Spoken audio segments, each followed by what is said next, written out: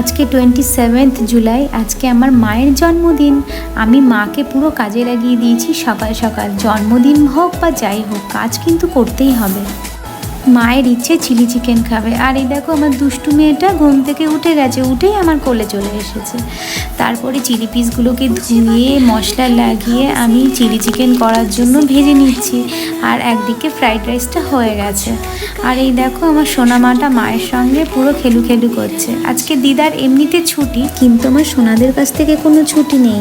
দিদুনের জন্য আমি কিছু চিকেন পকোড়া ভেজেছিলাম, তাই দিদুনকে দিয়ে দিচ্ছি, মানে হচ্ছে আমার মাকে দিয়ে দিচ্ছি।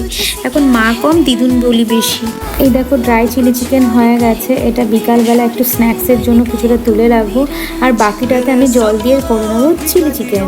এই দেখো ততক্ষণে আমার বড় সোনাও উঠে গেছে, আর এই দেখো আমি জল দিয়ে চিলি চিকেনটাকে কমপ্লিট করে ফেলি। দেখো দুজনেই ঘুম থেকে উঠে দিদুনের কোলে ঝাঁপিয়ে চলে গেল।